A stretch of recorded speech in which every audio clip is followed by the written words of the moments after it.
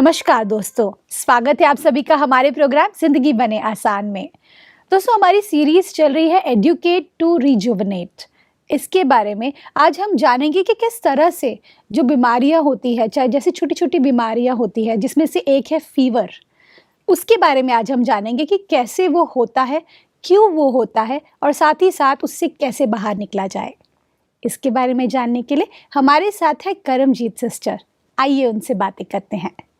ओम शांति sister, welcome to our show. ओम शांति सिस्टर, हमारी जो ये सीरीज चल रही है, बहुत सारे छोटे छोटे टिप्स जो आप हमें दे रहे हैं और एक तरीके का माइंडसेट शिफ्ट हो रहा है हमारा, क्योंकि अभी तक जो हम मानते आए बीमारियों के बारे में, उसको तो आपने टोटली पर्सपेक्टिव ही चेंज कर दिया है बाय सेइंग कि बीमारियां अलग है और हैप्पी क्राइसिस अलग है। यस। अब मैं जानना चाहती हूँ सिस्टर कि फीवर, ये जो बीमारी है, पहली बात तो ये बीमारी है कि नहीं क्योंकि ज़रूरी नहीं है कि हमारा पिछला एपिसोड सभी ने देखा हो। तो ऐसे में आप थोड़ा सा बता सके कि एग्जैक्टली फीवर क्यों बीमारी नहीं है, तो बहुत अच्छा होगा। फीवर जब भी होता है it is actually a healing crisis. जी। लेकिन fever also is an indication of some infection inside the blood. Okay. तो जब कभी मान लीजिए आपको फीवर साल में एक बार, 6 महीने में एक बार, या क्वार्टरली हो रहा है, हाफ ईयरली हो रहा है, या फिर कभी महीने में एक बार हो रहा है, इट्स स्टिल ओके। अच्छा। Yes, it's only a healing crisis. कि जब भी कभी, अब हम बात करेंगे कि फीवर कैसे होता है, जी। क्यों होता है। जब भी कभी बॉडी में कोई वायरस आ जाएगा, कोई भी फॉरेन वायरस अटैक करेगा, या किसी तरह का कोई बैक्टीरिया पनप रहा है, या कुछ भी ऐसा हो रहा है, तो बॉडी अपना टेम्परेचर रेज कर देती है उस वायरस को ख़त्म करने के लिए। Okay. Right, which also happened in COVID throughout 2 years. Right. And it's still happening. So जब बुखार आता है, वो क्यों आता है? जब भी कभी बॉडी में कुछ ऐसा हुआ कि बॉडी का सिस्टम चाहता है कि मैं टेम्परेचर रेज करके ये वायरसेस को, इस कीटाणुओं को ख़त्म कर दूँ, जी। तो वो अपने बॉडी का टेम्परेचर रेज कर देगा. When a body is raising its temperature for some good thing, yeah, for some good outcome, for the benefit of this immunity power, तो हमें वहाँ पे डरना घबराना नहीं चाहिए, बल्कि वहाँ पे सुकून से लेट जाना चाहिए कि ठीक है, आप रेस्ट करो, आप आराम से सुकून से अपने बॉडी को रेस्ट दो, क्योंकि उसने तापमान बढ़ाया है वायरसेस को या अनचाहे बैक्टीरिया को या इन्फेक्शन को ख़त्म करने के लिए. ओके। तो जब टेम्परेचर रेज होता है, आप देखें, मान लीजिए कि यहाँ पर बहुत ज़्यादा मच्छर हो जाए, बहुत ज़्यादा मॉस्किटोज़ हो जाए, तो हम क्या करेंगे? नेचुरल प्रोसेस में क्या करेंगे? हम नीम की पत्तियाँ लेकर और कुछ लकड़ लेकर, वुड लेकर, नीम की पत्तियाँ लेकर हम उसमें आग जलाएंगे. जी। क्या किया? टेम्परेचर रेज कर दिया. ओके। हीट प्रोड्यूस की ना. Right right. हीट प्रोड्यूस करी. तो ऐसे ही बॉडी के अंदर जब टेम्परेचर रेज किया जाता है, हीट प्रोड्यूस की जाती है कि जो फॉरेन मैटर अटैक कर रहा है वो मेरे पास ना आए, वो दूर चला जाए, वो ख़त्म हो जाए या फिर फिनिश हो जाए. पर सिस्टर, अगर बहुत ज़्यादा टेम्परेचर बढ़ जाए, मतलब ऐसा अगर मतलब आसपास के लोग ये भी बोलने लगे कि दिमाग में वो फीवर ना चढ़ जाए, तो ऐसे सिचुएशन में क्या करना चाहिए? फीवर मैनेजमेंट हम कैसे कर सकते हैं? उसके 2-3 काफ़ी सारे तरीके हैं फीवर मैनेजमेंट के. सबसे पहले तो ये समझना होता है कि जब फीवर आया तो चेक करें क्यों आया. What can be the reason? क्या किसी मॉस्किटो ने बाइट किया, मच्छर काट गया, ये इसलिए फीवर आया है? या आपको पता है कि कोई ऐसी बीमारी फैल गई है जी मेरे आसपास जिसकी वजह से फीवर आया है? या फिर सर्दी गर्मी हो गई, एकदम से आप बारिश में थे और अंदर आए, या फिर आप धूप और एसी के कांटेक्ट में फ्रीक्वेंटली आए, इस वजह से कोई फीवर हो गया? या फिर कुछ ऐसा खा पी लिया था जिसकी वजह से इन्फेक्शन हुआ. कई बार थ्रोट का इन्फेक्शन होता है, उससे फीवर होता है. राइट. ठीक है, तो बहुत सारे रीजंस हैं. कई बार दांत में भी कुछ अगर प्रॉब्लम होती है, उससे भी फीवर हो जाता है. Yes, so there are many reasons. तो जब फीवर आए, पहले उसका हमें कारण ढूंढना चाहिए कि what is the reason of this fever. तो फीवर जब आता है, suppose is 99, nothing to worry, 100, nothing to worry, for me 104 is also nothing to worry, okay but for a lay man जैसे ही वो 100 क्रॉस करेगा, 101, 102 पे आएगा, लोग तो घबराने लगते हैं, छटपटाने लगते हैं, और उनको लगता है कि अब तो पता नहीं क्या हो जाएगा. But Right. In real sense beyond 104 also, up till 106 भी हमने नेचुरली पेशेंट्स को क्योर किया है wow. विदाउट एनी किसी डर के. सपोज हम एक चीज़ को लेते हैं, जैसे आपने जो सवाल पूछा जी कि फीवर मैनेजमेंट हम करते कैसे हैं. सपोज फीवर हो गया तो first of all we checked, identify किया फीवर क्यों हुआ. उसके बाद हमने अपनी रूटीन को चेंज करना है. फीवर में सबसे पहला precaution, please don't have any cooked food. पका हुआ भोजन ओके फीवर के दौरान नहीं खाएं. पर सिस्टर हमने तो ये सुना है कि खिचड़ी खाना बहुत अच्छा होता है. यस, खिचड़ी खा सकते हैं इन वेरी एक्सट्रीम केसेस, अच्छा कि जो भूखा नहीं रह सकता या जिसको बहुत ज़रूरत और नीड फील हो रही है, अंदर हंगर फील हो रही है, उसमें भी खिचड़ी कैसे बनानी है. ऐसे नहीं कि आज खिचड़ी बना के और कल के रखी हुई हम खा लें. Not like that. ताज़ी खिचड़ी, देसी गाय के देसी घी में बनी हुई ताज़ी खिचड़ी आप नरम नरम जो कि थोड़ी सी लिक्विड, सेमी लिक्विड फॉर्म में है, उसको आप कंज्यूम करें जी ताज़ी. ओके और ऐसे नहीं कि अब थोड़ी सी क्वांटिटी बनाएं, जितनी पेशेंट ने खानी है उतनी सी बना के उतनी सी आप खा ले, या जिसको भी देनी है उसको खिलाएं. ऐसा नहीं कि फीवर तो है और सारा दिन रहने वाला है तो सुबह बना ली और शाम तक वही खिचड़ी चल रही है, उसी को बार बार गर्म कर करके खाए जा रहे हैं. So it shouldn't be like that. जी तो फर्स्ट प्रिकॉशन तो यही होना चाहिए, प्रेफरेंस यही होनी चाहिए कि we are not taking anything cooked in the fever. Okay fever means body is working for some cause. Okay Body is already working. The system inside the body is very intelligent और वो already हमारे foreign matter को बाहर करने के लिए अंदर काम चल रहा है. और जब construction चल रही होती है वहाँ पर हम बिस्तर भी डालकर नहीं बैठ जाते, राइट है ना. तो cooked food और heavy food, it is for normal days. When some construction is going on, when some rejuvenation is going on, जब अंदर कुछ ऐसा काम चल रहा है जो हमें ठीक करने वाला है, उसके दौरान उसको इंटरफेयर नहीं करें. क्या कर सकते हैं? वी कैन टेक नारियल पानी, कोकोनट वाटर लीजिए, विटामिन सी के फॉर्म में कोई भी सिट्रस फ्रूट जूस लीजिए. नींबू पानी ले सकते हैं. नींबू पानी अगर लेना है तो आप सिंपल 1 गिलास पानी में बॉइल्ड वाटर जो हो ठंडा किया हुआ, उसमें आप 1.5 लेमन स्क्वीज़ करके साथ में हनी ऐड करके ले लीजिए. चीनी, नमक वगैरह कुछ यूज़ नहीं करना है. ओके या कुछ भी नहीं है तो नींबू पानी. नारियल पानी आप 1, 2, 3, 4, 5 जितना नारियल पीना चाहो, सिप सिप करके थोड़ा थोड़ा करके सारा दिन में कोकोनट वाटर पी सकते हैं. कोकोनट वाटर और नींबू पानी क्या करेंगे? डिहाइड्रेशन नहीं होने देंगे. अंदर जो वीकनेस आती है फीवर के दौरान वो नहीं होगा. और साथ ही साथ जो कमज़ोरी हमें महसूस होने लगती है या जो पानी की कमी लगने लगती है या शरीर का तापमान बढ़ा हुआ होता है तो प्यास ज़्यादा लगती है, उस केस में ये चीज़ें हमें हेल्प करेंगी. ठीक है. सो लिक्विड्स में नारियल पानी सबसे उत्तम. जी देन अगर सपोज कोई कहे मेरे पास नारियल पानी है ही नहीं, अवेलेबल ही नहीं है, तो अगर आपके पास बारिश का पानी, बरसात का पानी कलेक्ट किया हुआ है, अगर वो भी नहीं है तो सिंपल जो भी वाटर आप पीने के लिए यूज़ करते हैं उसे प्लीज़ बॉयल करने के बाद ही यूज़ करें. अच्छा keep some water to be boiled but not in aluminium utensil. Of course या तो स्टील का बर्तन हो या पीतल का पतीला हो या पीतल की कोई चीज़ हो या मिट्टी का घड़ा हो. जी तो पानी को आप बॉयल करके ठंडा करके आप उसी को सारा दिन पीने के लिए यूज़ कर सकते हैं. जी otherwise you can have coconut water और we have citrus fruit juices. मौसमी का जूस पी लीजिए. ताकत महसूस नहीं हो रही है तो मौसमी और अनार का जूस मिक्स करके पी लीजिए. ओके देन आपके पास संतरे हैं, ऑरेंजेस हैं, किन्नू हैं, आप कोई भी चीज़ इस तरीके से यूज़ कर सकते हैं. तो विटामिन सी जो होता है it is very helpful in rejuvenating us. वो हमें फिर से सब डेवलप करने में, बनाने में मदद करता है. Vitamin C is very very essential.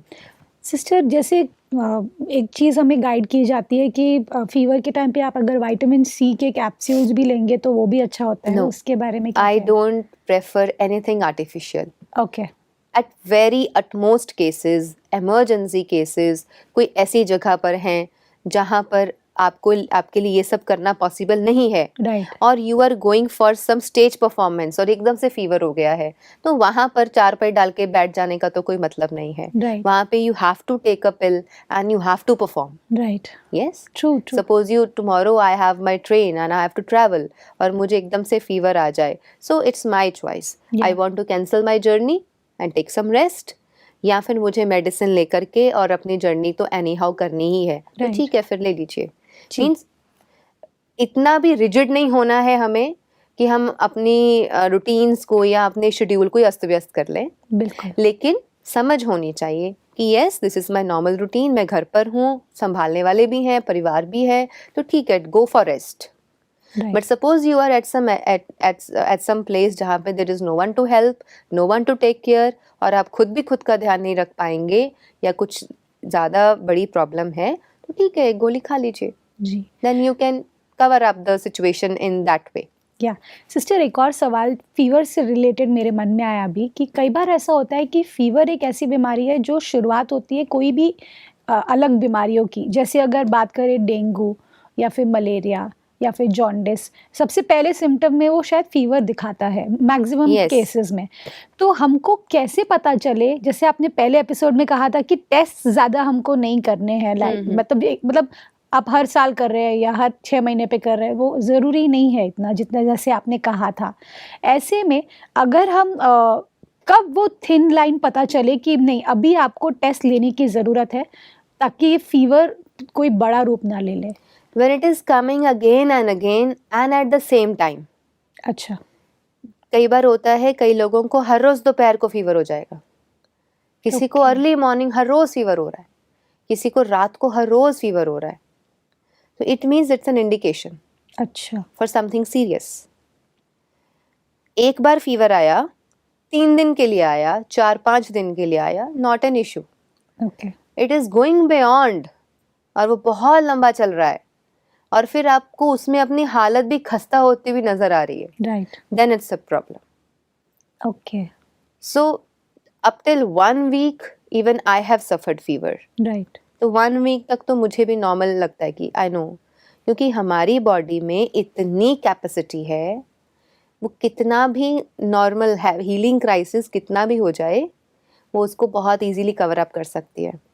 हमारी बॉडी में बहुत ताकत है, हर चीज़ को हील करने की ताकत परमात्मा ने इस शरीर में डाल के भेजी है, वाओ, बट हमारा मन उसको काम करने नहीं देता. क्यों? क्योंकि ऐसा माइंड का रिकंडीशनिंग हो चुकी है आज के मॉडर्न दौर में राइट, कि हम छोटी सी प्रॉब्लम को डिजीज समझकर उसका सप्रेसिव ट्रीटमेंट लेते हैं और सप्रेशन करने की वजह से हम बड़ी बीमारियों की तरफ बढ़ते चले जाते हैं. ट्रू, इसीलिए आज से 50-100 साल पहले जो बीमारियां आज हम आम तौर पर सुनते हैं उनका नामो निशान भी नहीं था. सही बात, because of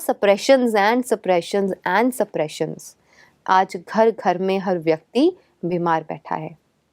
and again this is very unfortunate for a country like India which has a great knowledge and एक धरोहर है हमारे पास आयुर्वेद एंड नेचुरोपैथी. उस देश में भी अगर ये हाल हो तो it is really unfortunate for us, true, क्योंकि फीवर जैसी चीज़ को बीमारी समझ लेना, ये पुराने ज़माने में उसको कोई बीमारी समझता नहीं था.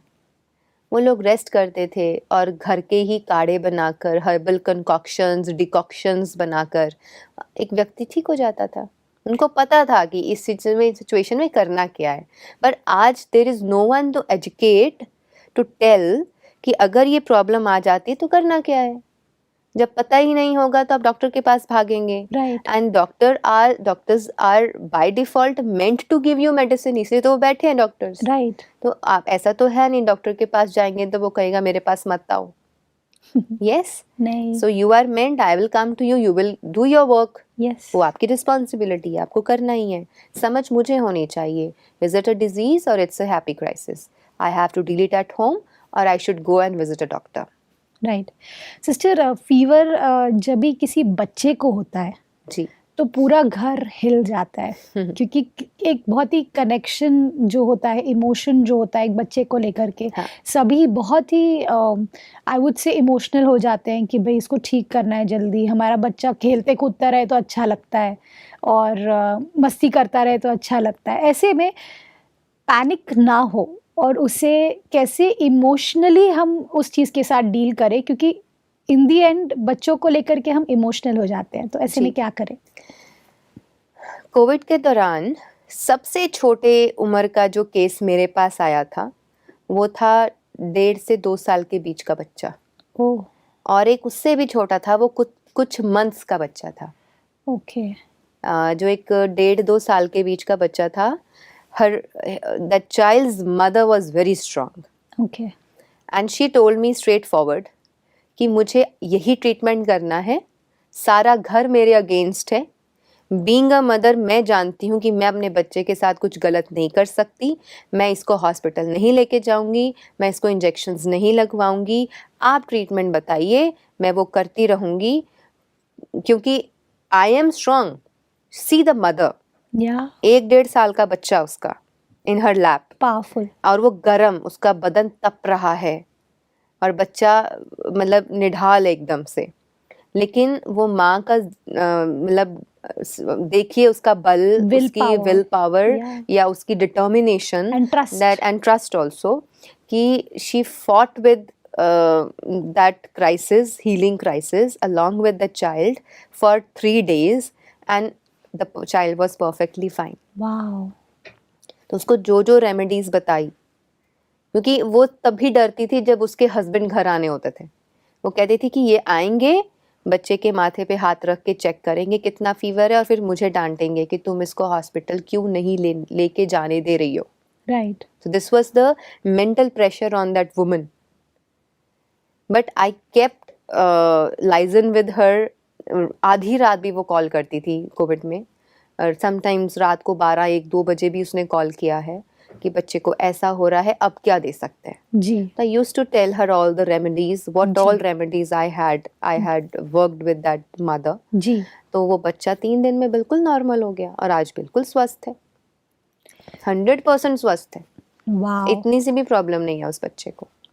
तो आपने जो रेमेडीज दिए उसके अलावा कुछ आपने उनको इमोशनली भी कुछ बातें बताई, क्योंकि क्या होता है, because see doctors they do their best, we respect the doctors, वो लेकिन उनके पास शायद कई बार वो इमोशनली वो बंदे को इतना स्ट्रॉन्ग फील नहीं करा पाते, तो did you do something like that? See, most important is to have a check on the symptoms of the child. Right, Symptoms क्या दे रहा है बच्चा, वो ज़्यादा ज़रूरी है।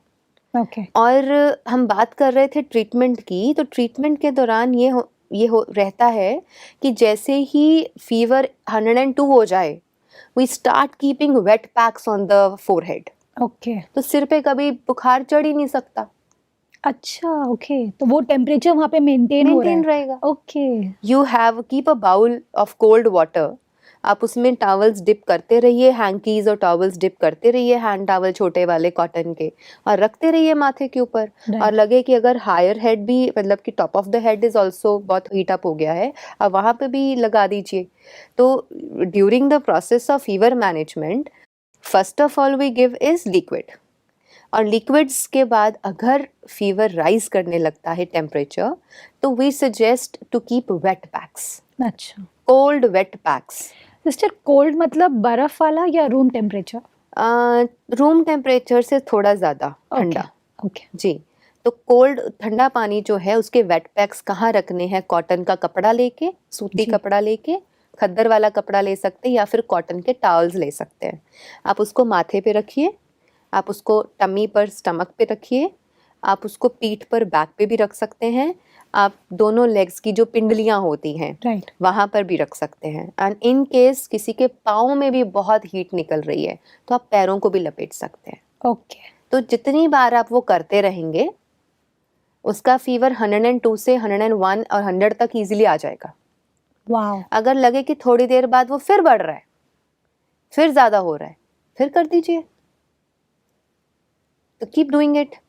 उसके साथ साथ आप उसको नारियल पानी भी दे रहे हैं, विटामिन सी भी दे रहे हैं, और कवर अप करने के लिए फिर हम कुछ हर्बल कंकॉक्शंस भी देते हैं। अच्छा। हम बताते हैं कि बच्चा है तो इतनी डोज में दे दो, बड़ा है तो इतनी डोज में दे दो, बुजुर्ग है तो इतनी डोज में दे दो। तो वो हर्बल कंकॉक्शंस, हर्बल डिकॉक्शंस जो होते हैं वो भी हम यूज़ कर लेते हैं। एंड देयर आर फ्यू 2 और 3 आयुर्वेदिक रेमेडीज ऑल्सो जो आप रेडी टू बाय है मार्केट से, जी। वो आप घर में ला के रख सकते हैं। Whenever there is a problem you can use them. Wow Yeah. Sister, this is so amazing. मैं सच बताऊँ तो फीवर ऐसी चीज़ है जो बहुत कम भी लगती है कि भाई इतनी कोई बड़ी बीमारी तो हुई नहीं है, फीवर ही हुआ है, लेकिन दूसरी ही तरफ उसका एक अलग रूप भी होता है, जैसे आपने अभी कहा कि एक छोटे से बच्चे तक को इतना बुखार हो गया था। तो ये हम मानते हैं कि it's a very light disease, लेकिन आज हमें पता चला है ये डिजीज़ है ही नहीं, it is a happy crisis. Yes. Sister, अब मैं जानना चाहती हूँ कि फीवर में जैसे एक पर्सपेक्टिव होता है कि रेस्ट देना ज़रूरी है, जी। राइट? तो रेस्ट की क्या मात्रा होनी चाहिए आपके हिसाब से, कि किस तरह से उन्हें रेस्ट करना चाहिए, या फिर कोई सर्टेन पोजीशन में सोना चाहिए? Anything that you can share जिससे हमें पता चले। Rest is very important in the fever, in Right. all the healing crisis, Right. especially in loose motions and in fever. Okay. इन दोनों क्राइसिस में आपको रेस्ट लेना बहुत ज़रूरी है। क्यों? बॉडी अपना काम कर रही है अंदर, राइट। तो जब एक कार्य चल रहा है तो उसको रेस्ट देंगे तो उसका दूसरी तरफ फोर्स नहीं लगेगा। राइट। फीवर के दौरान आप कोई काम नहीं कीजिए, you just simply lie down. मैं वही पूछने वाली थी कि काम कर सकते हैं कि नहीं। हाँ, we should lie down. Okay. कई बार लोग कहते हैं कि चलो बाहर तो नहीं जाना है, बैठे बैठे ही तो काम करना है। एग्जैक्टली। तो बैठे बैठे अगर आप कंप्यूटर्स पे काम कर रहे हैं, suppose you are working on your laptops and tablets and PCs, तो आपका सबसे ज़्यादा ब्रेन और माइंड खर्च हो रहा है वहाँ पे। राइट। और जो फीवर है, it is directly connected to your forehead. Right. यहीं पे आप चेक करते हो सबसे पहले हाथ रख के फीवर को, जी जी। और कईयों का हेडेक होने लगता है। तो please don't stress out yourself during fever. Okay. हाँ, किसी की बहुत बड़ी मजबूरी है, कोई प्रोजेक्ट है या कोई ऐसी कमिटमेंट है, वहाँ तो करना ही पड़ेगा। जी। लेकिन नॉट एवरी टाइम। ऐसा तो नहीं है कि एवरी टाइम कमिटमेंट्स होंगी। हर बार जितनी बार फीवर आएगा आपको कोई ना कोई ज़रूरी इंपॉर्टेंट काम आया हुआ है, ऐसा Right. तो नहीं होता है। तो उस टाइम आप बिल्कुल रेस्ट मोड पे रहिए, आराम से अपने यस, इतना ज़रूर है, मेंटेन हाइजीन। हर रोज़ फ्रेश कपड़े पहनिए, wipe out your body with wet towel if you can't take bath. Okay. Hygiene maintain करके रखिए। फीवर वाले कपड़े रोज़ रोज़ सेम नहीं पहनिए। Even your bedsheet should be changed every day. Okay. और आप हो सके तो थोड़ा देर धूप में भी लेटिए, बिकॉज सन रेज जो है वो हमें बहुत जल्दी हील कर देती हैं। राइट। सर्दियों में तो आप अपनी चारपाई ही धूप में रख सकते हैं, but head should be in shade. सिर पे धूप नहीं आनी चाहिए। अच्छा, नहीं तो फिर सिर- और टेम्परेचर बढ़ेगा या, उससे। ओके। सिर हमारा कवर्ड होना चाहिए। ओके। या अगर बहुत सर्दी है, जैसे नॉर्थ इंडिया है, सर्दी रहती है, फीवर हो तो धूप में लेटना अच्छा लगता है। Right. We feel warm, we feel good, वाह। ताकत आती है। लेकिन अगर गर्मियां हैं तो आप अंदर ही रहेंगे। लेकिन गर्मियां हैं, फीवर चढ़ा है और एसी में लेटे हुए हैं, ये भी गलत है। That is again a very opposite combination. Right. तो थोड़ा सा फेवरेबल कंडीशन, फेवरेबल टेम्परेचर में रहिए, रेस्ट कीजिए, बॉडी को अपना काम करने दीजिए, क्योंकि जब हम रेस्ट करेंगे तो जल्दी ठीक हो जाएंगे। सो भाग दौड़ करते रहेंगे तो वो उसका जो प्रोसेस है वो लंबा होता जाएगा। फिर हो सकता है आप 2 दिन में ठीक होने वाले थे, लेकिन क्योंकि आप रेस्ट नहीं दे रहे हो बॉडी को, तो हो सकता है वो 2 से 4 दिन ले ले। सिस्टर, आज के एपिसोड में हमने आपसे बहुत कुछ सीखा, और उसमें मुझे सबसे खूबसूरत बात ये लगी, हीलिंग क्राइसिस, जो आपने एक नया टर्म हमारी लाइफ में दिया है, उसे हम एक गिफ्ट की तरह लेंगे और हम इस चीज़ को अच्छी तरह से अपनी लाइफ में यूज़ करेंगे, ना सिर्फ हमारे लिए, बाकी हमारे आसपास के लोगों के लिए भी। And all thanks to you sister, thank you for coming in our show. ओम शांति। ओम शांति। दोस्तों, आज के एपिसोड में हमने जाना कि फीवर ये एक हीलिंग क्राइसिस है और एक तरीके का हैप्पी क्राइसिस भी है। हमने ये भी जाना कि अगर हम डर जाएंगे, अगर हम पैनिक स्टेट में जाएंगे, तो हमारा वो फीवर और ज़्यादा बढ़ सकता है। इससे बेटर है कि हम रिलैक्स होकर थोड़ा टाइम रेस्ट करके, जितना टाइम अपनी बॉडी को दे सकते हैं हीलिंग के लिए, तो ऑटोमेटिकली वो बीमारी जो नहीं है बीमारी, एक्चुअली में वो एक हैप्पी क्राइसिस है, उससे आप बाहर निकल पाएंगे। इस बात के साथ आज के प्रोग्राम को हम एंड करते हैं। कल आपसे फिर मिलेंगे आपके ही शो में जिंदगी बने आसान। ओम शांति। अधिक जानकारी के लिए संपर्क करें। जिंदगी बने आसान, Brahma Kumaris Godlywood studio, Shantivan, Abu road. Call 80949134887।